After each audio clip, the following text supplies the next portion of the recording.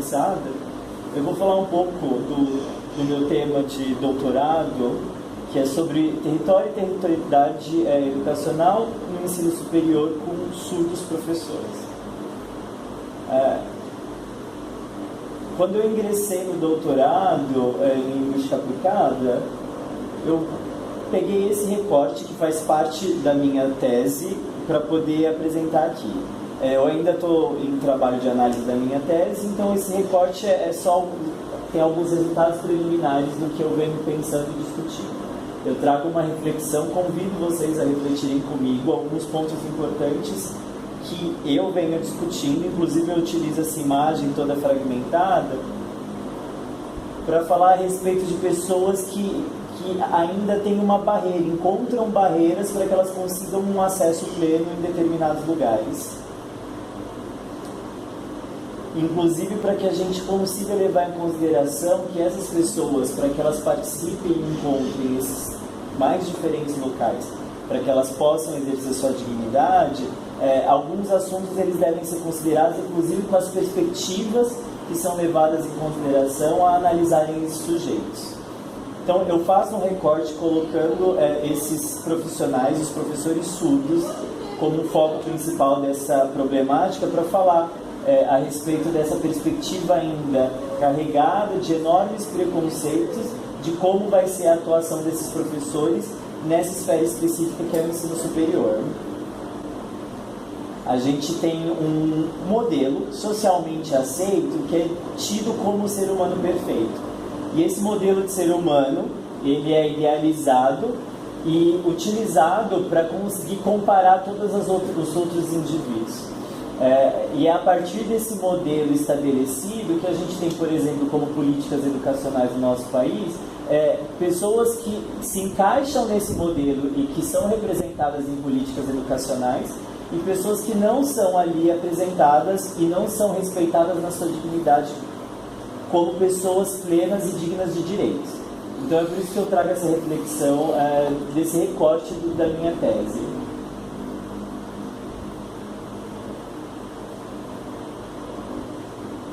Então, uma das perguntas que eu trago é o perfil desses professores do ensino superior.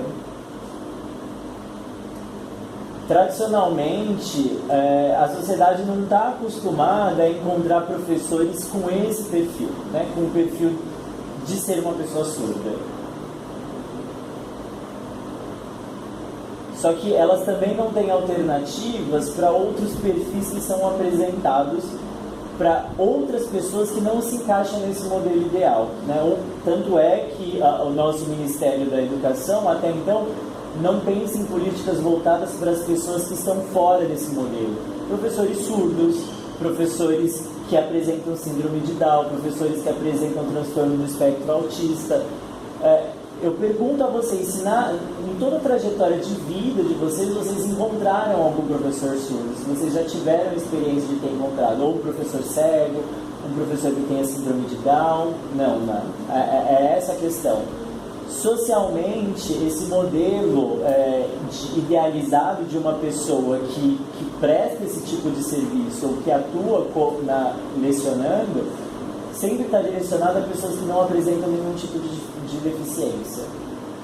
Então, por isso que eu trago essa reflexão a respeito de professores que apresentem um perfil diferente desse modelo estabelecido e que possam apresentar perfis diversos no ensino superior.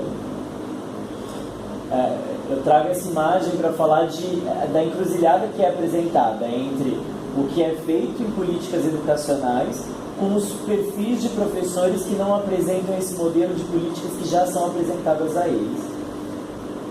E é por toda essa trajetória inclusive relacionada às pessoas surdas, e de respeito à sua dignidade, tanto quanto ao respeito à sua língua ou à sua cultura e identidade, é que ainda não são contemplados na seleção de profissionais através do Ministério da Educação. A gente tem que entender que esses professores surdos, assim como outros professores, eles fazem parte de categorias, de novas formas de se apresentarem para a sociedade, maneiras de se apresentar ao mundo. E também para quebrar essa hegemonia do modelo tradicional de que existe um perfil único, exclusivo, que pode ser apresentado como professor. Então, na área acadêmica, no ensino superior, é importante que essas considerações sejam apresentadas.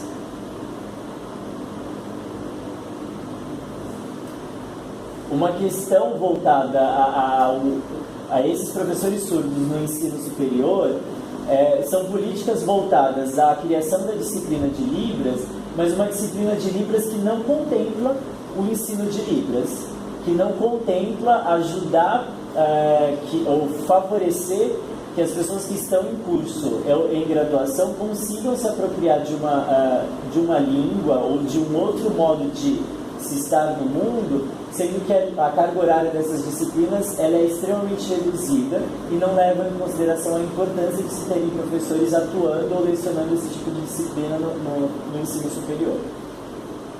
Então esse é um paradigma extremamente importante que a gente precisa começar a batalhar para que a gente consiga ser visto da maneira como Vygotsky apresenta a surdez. Que a surdez ela não define o destino das pessoas, mas o que faz a pessoa ser surda propriamente dito é a maneira como as pessoas olham para ela. Então a surdez ela é vista como uma incapacidade pela maneira como as pessoas olham para a surdez. Então esse tipo de perspectiva, esse tipo de visão, ele tem que ser mudado para considerar a surdez ou para considerar as pessoas que apresentam surdez apenas indivíduos que se utilizam de outra língua. E que no ensino superior a gente possa começar a incluir e começar a trazer professores, docentes surdos para atuarem nessas áreas importantes.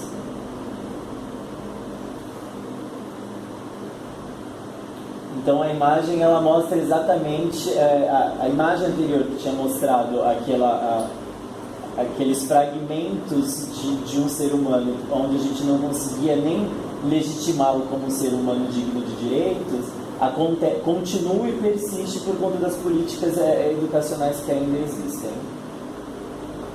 Aí algumas questões que eu trago qual é o perfil que vai atuar numa instituição de ensino superior, né?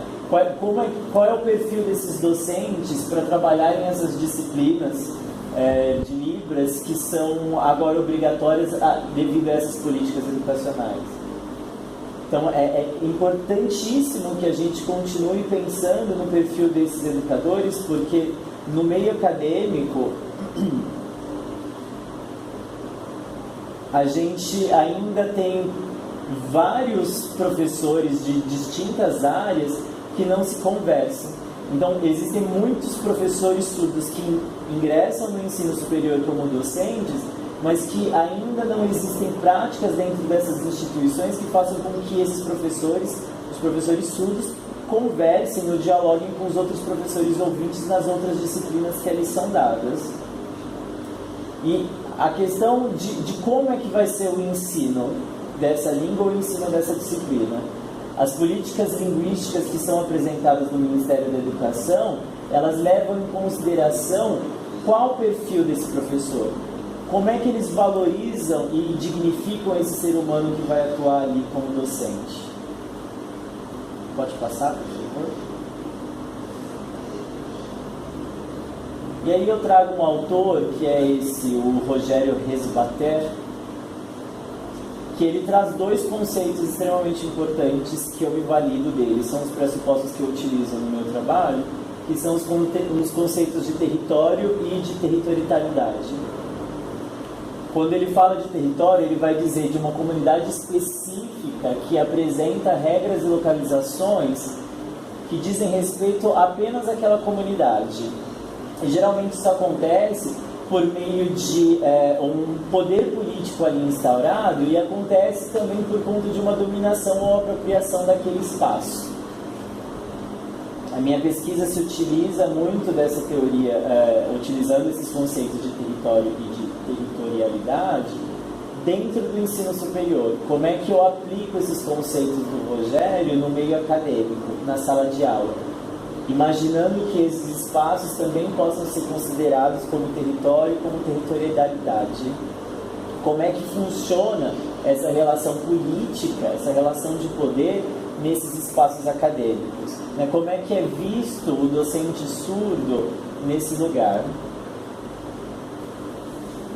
Qual que é a dependência desse docente surdo com relação a essas questões linguísticas? Ele necessita de um outro profissional ou não? Então essas são questões que eu levo em consideração quando eu conceitualizo o território utilizando o conceito de Rogério.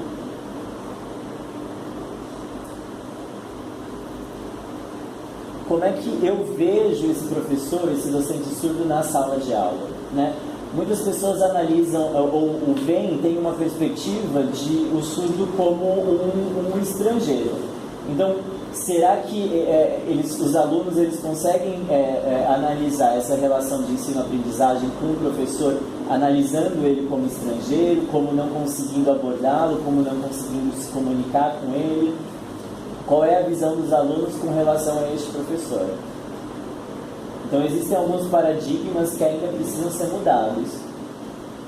A gente vê como positivo, por exemplo, como um avanço significativo, essas relações que começam a serem estabelecidas com esses docentes surdos. Mas eles ainda mantêm uma certa dependência com o fato de não conseguir, ou de precisarem de profissionais adicionais para que essa relação se mantenha. Então a gente tem que pensar se esses espaços eles são considerados inclusivos ou não. E com relação ao intérprete em sala, o intérprete como um recurso de acessibilidade, como os dois intérpretes que aqui estão, profissionais trabalhando nesse evento, entendendo e sabendo das necessidades de como valorizar o professor surdo, fazendo com que o discurso dele seja acessível para todos os alunos e mantenha a dignidade daquilo que ele está passando, valorizando assim o contexto de luta que a comunidade surda apresenta para poder estar ocupando esses espaços.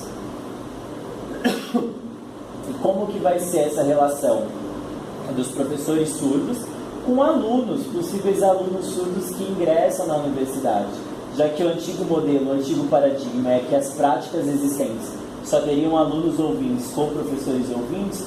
Como é que se estabelece essa nova relação quando se tem aluno surdo e professor surdo? Um outro teórico, um outro pressuposto que eu trago para esse trabalho é o de Bakhtin, quando ele fala que a palavra é uma ponte. Ela estreita laços entre quem diz e quem ouve, né? Então, ele também utiliza esse conceito de território quando ele fala que a palavra é um território comum do locutor e do interlocutor. Então, ele traz à tona também esse não o mesmo conceito que o Rogério apresentava, mas ele explica exatamente isso, que essa produção de significação entre os indivíduos, ela se dá no meio dessa interação. Então, isso é extremamente importante e forma esse território com essa relação política ali existente. A gente, ele vai falar também, Bakhtin, com relação a essa conceitualização de como o Brasil, de como existem países e o Brasil é incluso nessa relação de monoglossia, de que uma única língua basta e que as outras elas não são levadas em consideração.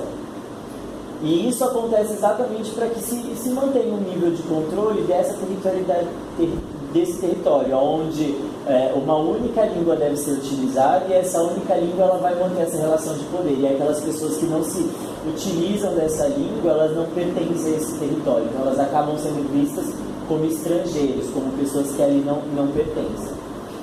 Então ele traz esse conceito de heteroglosia, de que ainda não é bem entendido, mas que também ele vai falar dessa translinguagem, que é importante que as línguas elas tenham essa transposição para que os conceitos e o processo de significação ele aconteça da melhor forma possível e que essa relação ela se torne fluida entre entre o professor e os alunos, e que esse processo sociolinguístico que vai ser considerado esse indivíduo que é um sujeito histórico-cultural, com o que ele se utiliza e o idioma que ele se utiliza para que ele seja respeitado na sua completude. O Heinz Barth, eu já tinha citado ele vai falar desses dois conceitos de território e de territorialidade, e quando ele vai falar de territorialidade, ele vai falar que essa dimensão política desse território é diferente do que ele chama de território, porque existe uma relação extremamente importante que vai ser tanto a econômica quanto a cultural. E aí é que a gente vai pensar nesse conceito de educação, pensando nessa questão de territorialidade. E as diferenças de território e de territorialidade têm a ver com, na sala de aula, né, no ensino superior, tem a ver da forma como as estratégias e a comunicação ali vai ser apresentada. Inclusive com o respeito às diversidades e com a cultura que está sendo ali apresentada, que é uma cultura de uma pessoa com um idioma próprio e que vai passar isso para os alunos no ensino superior. Então é importante que a gente pense, ele traz esses dois conceitos com diferenças bem marcadas, mas para entender que esse conceito de territorialidade ele é extremamente importante porque ele inclui não só essa relação política de poder, mas inclui também essas questões socioculturais das pessoas que estão ali envolvidas. Pode passar. Então, trazendo, com base nesses pressupostos, existe uma luta de propostas trazidas e levadas ao próprio Ministério da Educação para que ele consiga trabalhar as políticas educacionais pensando também em políticas linguísticas que abordem esses professores surdos no ensino superior. Infelizmente, eu uso o termo aqui que os professores eles são navalhados pelo próprio MEC, né? Eles são tolhidos, eles são um tanto quanto restritos na sua atuação, porque as políticas elas não favorecem que esses professores eles consigam trabalhar essas questões de territorialidade, já que o professor surdo ele é visto como um ser fragmentado, pensando que os recursos que vão ser destinados serão maiores devido ao fato deles não quererem surdo porque acham que precisam de um intérprete, ou por eles escolherem surdos que já são oralizados e não se utilizam de língua de sinais, e aí eles não vão precisar de intérprete. O MEC ele não trabalha, por mais que as demandas são postas pelos surdos, eles não trabalham com políticas que possam favorecer a atuação desse professor surdo no ensino superior. Então, há necessidade de que a gente continue lutando para que essas políticas elas sejam efetivas e consigam dignificar o professor surdo, esse docente no ensino superior. Pode passar? Então, na verdade, a minha apresentação é mais para trazer uma reflexão a respeito do papel do docente surdo. Eu não estou esgotando aqui as discussões, porque não tem como a gente não parar de refletir nessas situações e pensar no surdo como um ser humano digno de direitos e digno de ser respeitado na sua completude, inclusive na forma como ele está no mundo. É importante a gente pensar nessa questão. Eu vou pedir para que o intérprete leia essa parte que eu escrevi. Embora as dificuldades persistam, surdos professores continuam buscando inserção em território de educação superior para que as próximas gerações surdas tenham referenciais e representatividade nesse território e territorialidade educacional. São novas reflexões em embate político-pedagógicos e linguísticos para se pensar o papel dos professores e assim considerar a categoria surdos professores como uma gota d'água que possa se transformar em cachoeiras de novas afirmações e conquistas, de modo que nunca se seque. Acreditar no hoje para levar ao efeito as ardentes esperanças de se mudar o amanhã. Então é isso que eu queria trazer para vocês. Muito obrigado pela atenção de todos.